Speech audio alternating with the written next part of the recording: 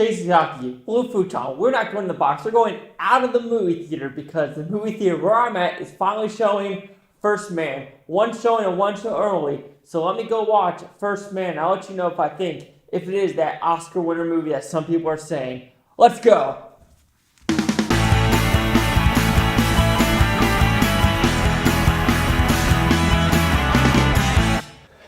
Okay, First Man.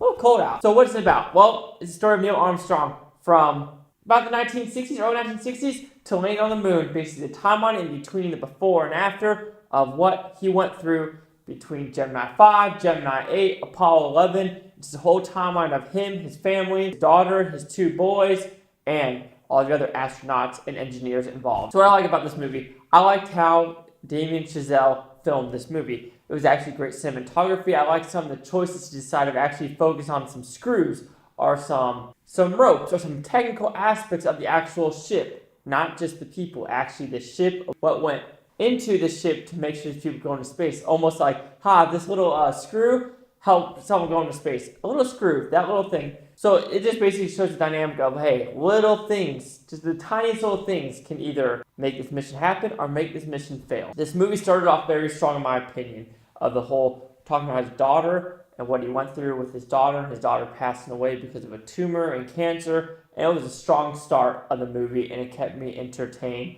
on some of the family aspects, as well as some of the astronaut aspects as well. Even though it didn't go that deep into it, it was kind of more of a family drama instead of the actual moon landing.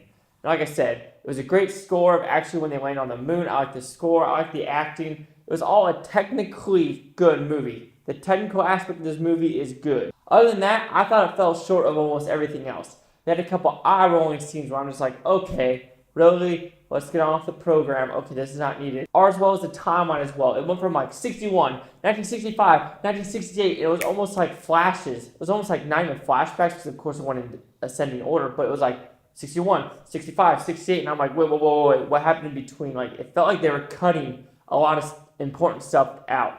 Then all of a sudden, you'd be in a field in Texas or something of him trying to maneuver the rover, and all of a sudden it explodes, and that's it. Then it completely changes scenes. You're just like, wait. Some of the editing, even though it's a technically good-looking movie, some of the editing choices was like, wait, what are we doing here? And the sound design, I'll give it, it's good for actually the technical aspect of the sound design of like, when they're spinning out of control, 360s, like, phew, and you felt the tension.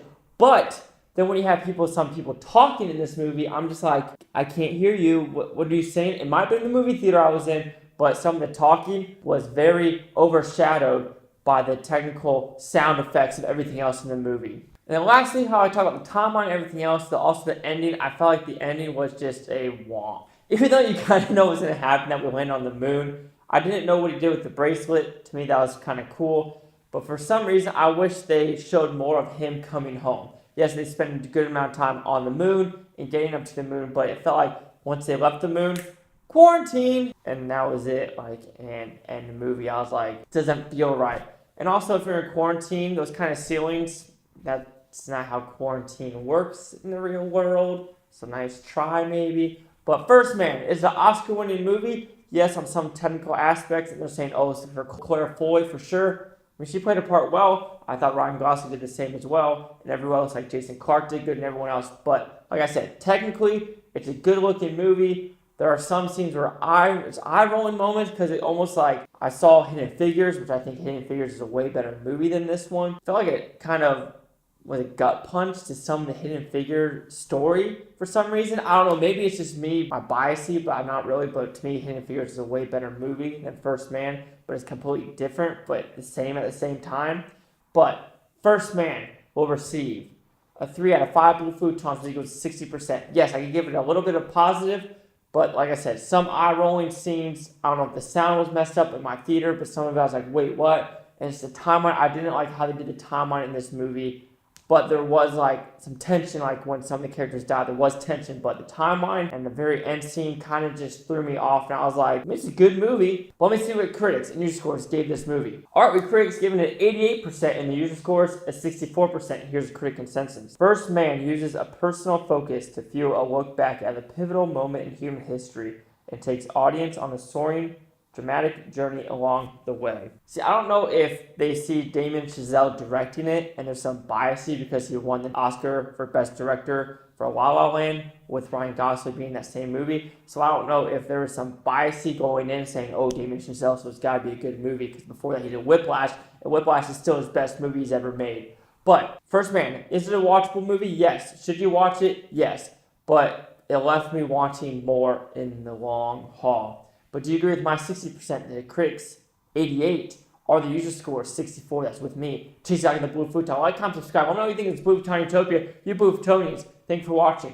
And have a great day. Like I said, where I'm at, I'm barely getting any movies. Because I think next week I'm finally getting Venom. I'm getting Bohemian Rhapsody at the end of the month. I'm getting A Star is Born next week. I'm getting The Good Time at El Royale or something like that. That Chris Hemsworth one. But hey, First Man, going to the moon.